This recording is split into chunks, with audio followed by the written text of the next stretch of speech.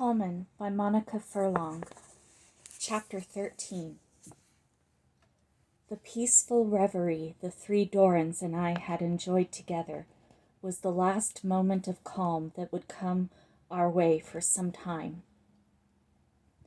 As we emerged from the place without haste or fear or danger, and made our way back toward the great hall, we found ourselves in a melee of people rushing or trying to rush in different directions.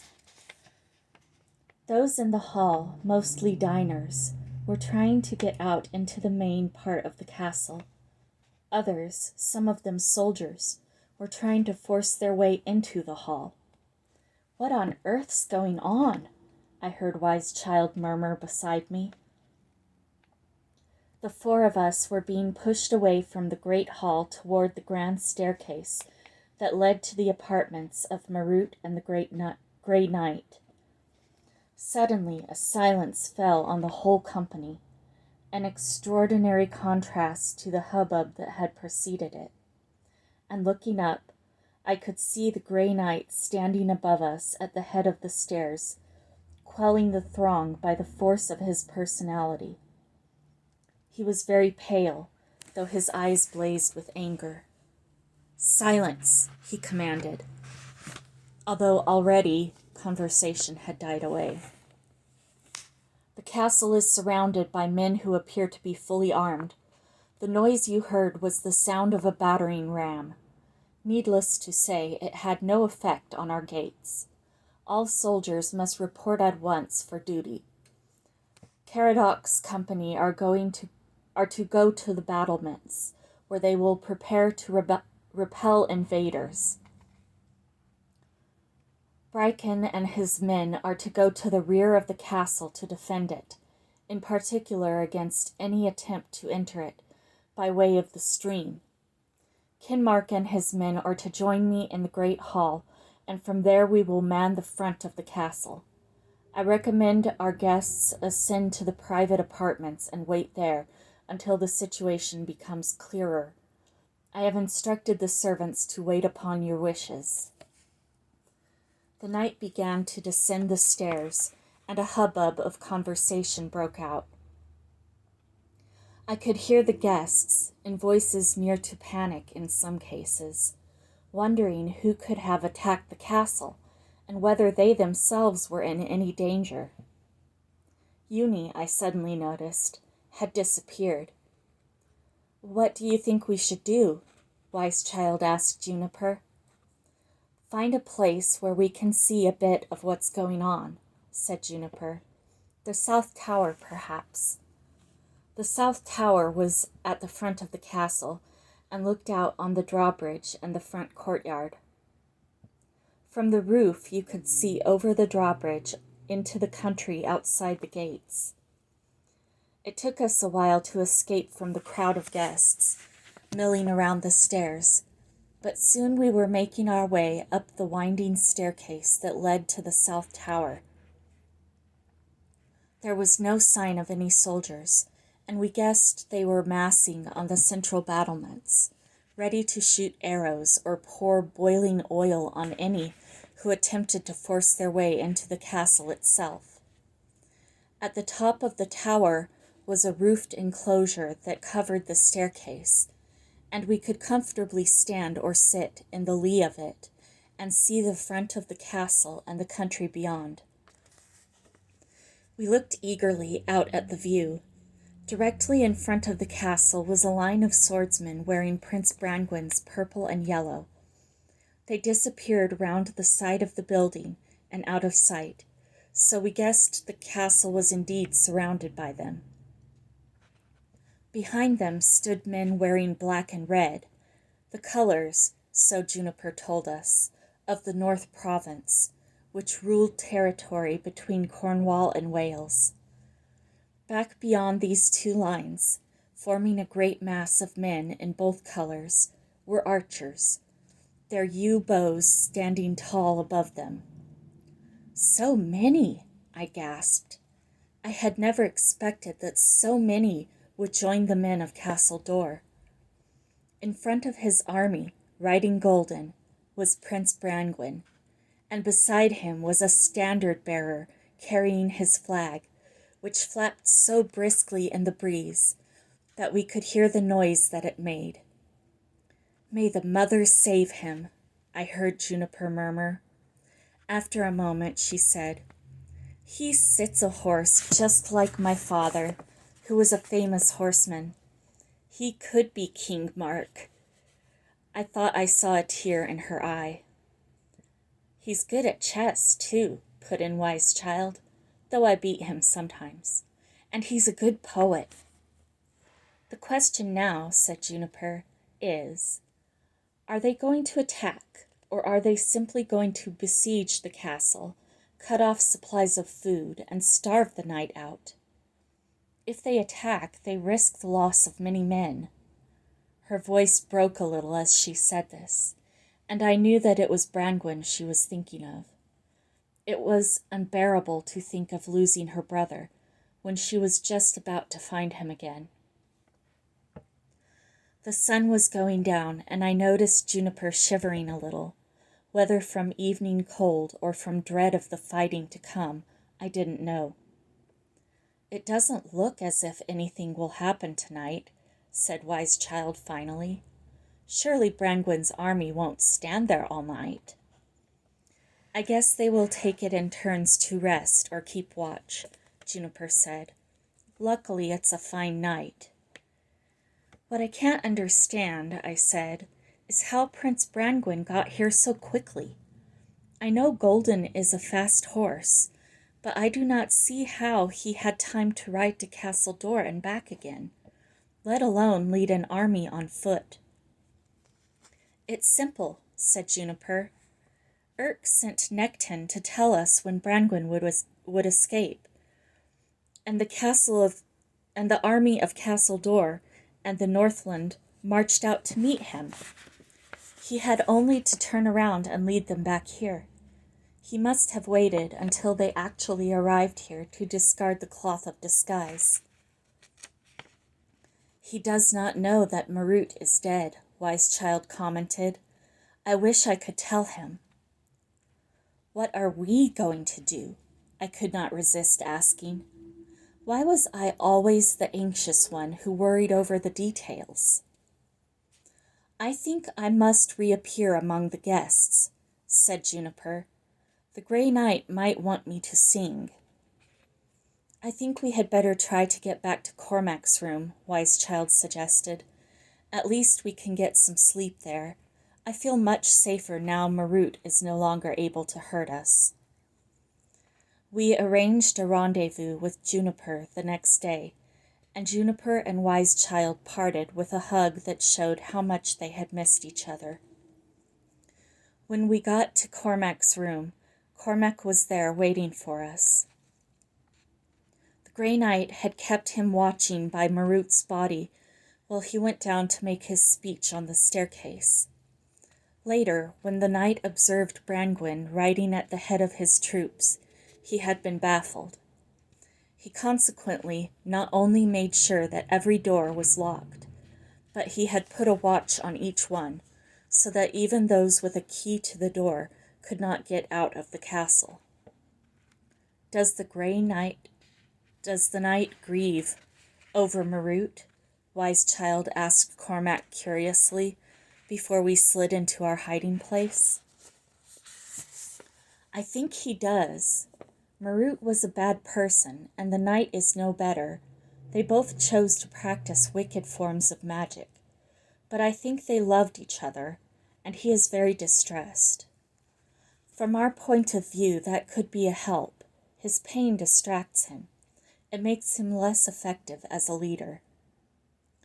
We slept briefly and uneasily that night. It was like being near the end of a story and longing to know how things would turn out, only it also felt scarier than even the most exciting story. The next morning I woke with a worrying feeling that something unpleasant was about to happen, and Wise Child's expression made me feel that she might share my premonition. We set off for our meeting with Juniper. We did not use the great staircase where we could be stopped, but sidled down a more remote staircase, meaning to make our way back to the great hall through the passages used by the servants to bring food from the kitchen. We could not have chosen worse. "That's them! Stop them!" said a rough voice. Looking up, we saw a soldier, the soldier who had spoken to us the night we had got away from the dungeon. We turned away from him to flee, only to realize that other soldiers waited farther along the passage. "What'll we do with them?" said one of the other soldiers after we'd been caught. "Take them to the knight," the first soldier said. The mistress was convinced that they were conspiring with his high and mighty self, King Brangwyn. Then they vanished, and got me and my mate into serious trouble. I can't wait to tell the knight that I've found them. We were marched toward the knight's apartments. It was terrible. Marut was dead. The confrontation with the men of Castle Door that might change everything was about to begin. And at this crucial moment, we had fallen into the hands of the knight, who might well torture us, just as Marut had been planning to do. Our hearts were very heavy as the soldiers pushed and hurried us up the stairs. The Grey Knight had obviously not slept at all. He sat slumped in a chair. His eyes were red, either from tiredness or weeping, and his hair, usually so neat, stood in uncombed tufts around his head. He seemed more alive after the soldier had pushed us forward and told his story, and it occurred to me that if he loved Marut and thought we had betrayed her, he might treat us all the more harshly. He sent the soldiers curtly back to their posts, leaving us alone with him. "Do you know what we do with traitors?" he asked ominously. We shook our heads, not really wanting the answer. "We kill them," he said, "as painfully as possible. You may think that because you are children we will spare you. You will be disappointed. We will kill you as an example to others who betray us." "Betray you?" Wise Child said bravely, in a voice from which I could tell she was trying to exclude a wobble. "Why do you think we have done that?"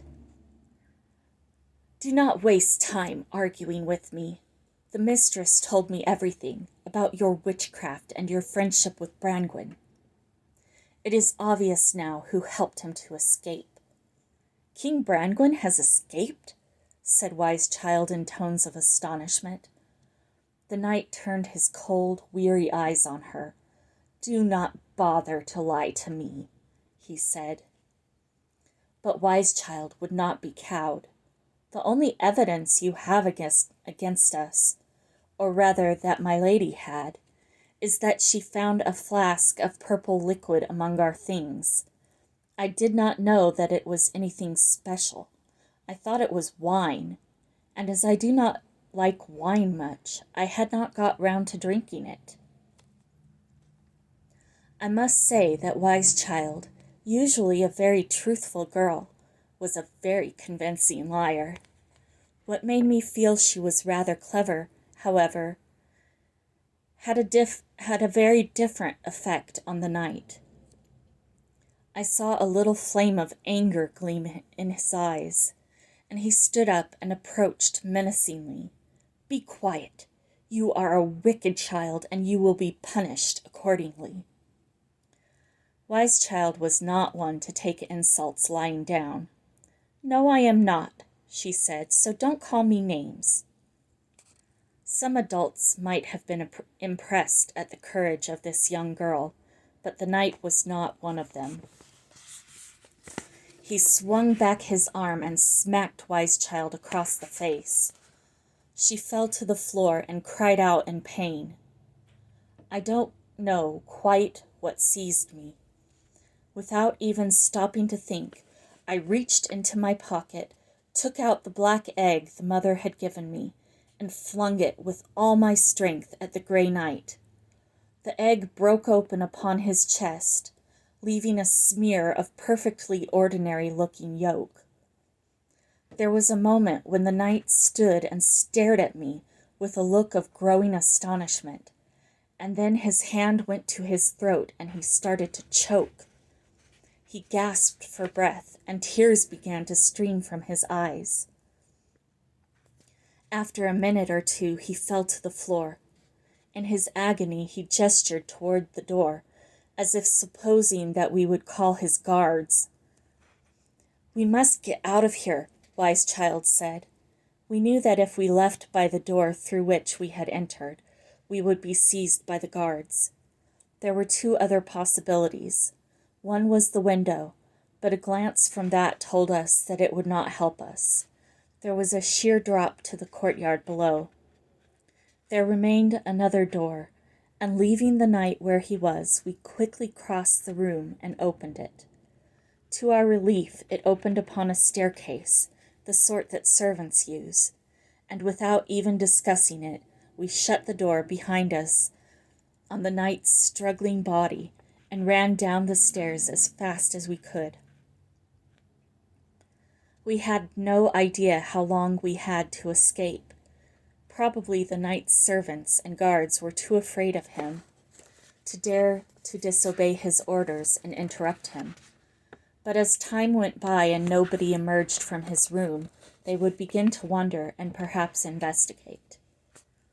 We could not risk Juniper's safety by being seen with her, and the thought of returning to the secret room was intolerable to us both.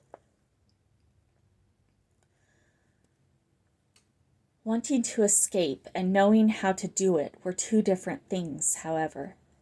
We knew that a watch had been placed on all the doors of the castle. There was no question of getting out of any of them unchallenged. I soon realized that the stairs we were using must come out in the yard at the back of the castle, where Wise Child and I had worked so hard in our first days at Caerleon. "Listen," I said to Wise Child, so out of breath by now that it was difficult to speak. "I've got an idea. Do you remember, at the Cave of the Mermaids, when Juniper told the outlaws how she and Finbar escaped the castle all those years ago? They used the stream." Wise Child, while not ceasing to run downstairs as fast as she could, managed to turn on me a look of warm admiration. "Yes," she said. "The only thing is, the Grey Knight stationed soldiers to guard the stream. Remember? We must look as if we are doing some necessary chore," I said. "After all, the life of the castle has to go on, even if it is under siege." It helped that we knew that part of the castle so well. Wise Child and I went to the deserted room, where the washing of the castle always lay around in heaps. Together we piled some of it into a basket, and carrying it between us with a scrubbing board laid over the top, we made our way out into the yard. As we had foreseen, it was full of soldiers. None of them, so far as we could see, were the pair who had recognized us earlier. We heaved a sigh of relief. They greeted our appearance with jokes. "Going out to use the clothes as white flags?" one of them called out. "It's always important to keep clean," Wise Child returned, and I had to giggle. I had never noticed that she cared much about cleanliness. We knelt down by the stream, as we had often done before, though rather nearer to the archway, where it disappeared into the darkness. We drew up a bucket of water, dipped one of the cloths in it, and began to scrub it on the board to get it clean. For a while the soldiers idly watched us, then one of them started a game of dice, and soon all of them were intent upon it. "It's now or never," I muttered to Wise Child. Trying to make as little splash as we could, we left the washing on the bank and slipped into the water. I heard Wise Child stifle a gasp. The water was cold. Breathing quickly, we swam into the dark. At one point, we had to hold our breath for several yards as we passed under the wall of the castle. There in the dark, I suddenly remembered Juniper and Finbar talking about how they had used a black egg on the knight. How strange that we had come to use the very same protection against him. Then Wise Child and I rose to the surface. She held up the silver moon, and by its dim light we could just see a narrow path running along the right side of the stream. We dragged our dripping bodies out onto the path and, shivering in the cool air, ran along it to warm ourselves up. "We must pray," said Wise Child, "that the knight did not have the time to put a sentry at the far end of this path." This had not occurred to me, and a lump of terror rose in my throat. "Oh no!" I cried. "We have not come this far to be defeated by a sentry," Wise Child said stoutly. "It'll be all right, you'll see. Look, the end cannot be far away, and the silver moon is not giving out the red light of danger." It was true. It maintained the dull purple light that told us we were safe. We soon saw why. The lone sentry that the knight, probably remembering Juniper and Finbar, had thought to place at the end of the path, lay fast asleep on the bank as we emerged from the tunnel. We tiptoed past him and soon reached the road beyond. "What now?" I asked. "Go on until we come upon some of Prince Brangwen's men. It can't be long. We'll say that we have escaped from Caerleon and want to talk to him. We can give him first-hand information about what is going on inside the castle." She was silent for a while, and then she said, "I hate having left Juniper behind and not even having said goodbye. She will have no idea what became of us. I hope she will be all right." I could not think of anything to say to this. I knew Juniper would be distressed when we did not appear. "Perhaps Uni will find her and help her," I said. "I wonder what became of Uni after our being together. She seemed to vanish after that." I began to be aware that I was very tired. I think I may have been feeling shock after the horror of being arrested by the soldiers and bullied by the Grey Knight with the threat of death. Left to myself, I would have lain down in some quiet spot and had a sleep, but Wise Child marched stoutly on, and I did not dare suggest stopping. As if she had heard my thoughts, she said, "It's good to get this part over quickly. We don't know if any of the Grey Knight's men are out scouting on his behalf, and it would be terrible if we fell into their clutches again." She was right, of course, and I felt ashamed of my earlier thought. And then suddenly we could see a few crude tents ahead of us, and soldiers coming and going from them. We stopped. Yes, they were wearing Prince Brangwen's colors. Timidly we went forward and gave our rehearsed speech. "The prince is sleeping, young lady," one of the soldiers said to Wise Child. "I think the prince would want to see us as soon as possible," she said. "We have come from Caerleon, and we have important information for him." The soldier went away, and soon came back and told us to follow him. We were heartened to see Golden tethered near the biggest of the tents, and he raised his head as we passed, recognizing us. The prince was sitting up in his tent, trying to fight off sleep, and he regarded us with amazement. "Wise Child, Colman, where did you spring from? And what happened to your face?" He was looking at the huge bruise where the knight had struck Wise Child. Not without some pride, we described our escape to him, going on to tell him about the throwing of the black egg at the Grey Knight, and the state to which it had reduced him.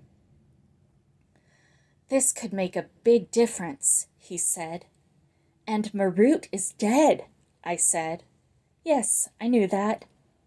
"How?" I asked, amazed. "Juliet told me," he said. "She is here, by the way, and she explained a lot of things to me that I had not quite understood." We did not even bother to ask how Uni had got herself there. We had learned that she was a law unto herself. "Tell us about your own escape," Wise Child said. "It was lovely," said the prince simply. "I enjoyed every moment of it. Golden ran as he has never run before, as if he knew how important it was. Soon I had outstripped everyone else in the race, and then, halfway back to Castle Door, I met all the Castle Door men, along with their allies from the Northland. They recognized Golden and knew about the cloth of disguise, so I was able to maintain the ruse until we arrived at Caerleon itself, to give Cormac as much time as possible. I cannot tell you the joy at seeing my people, and it was all your doing. I could never have done it, never even have dared to do it, without you. Now, whatever happens, I shall never let myself fall again into the clutches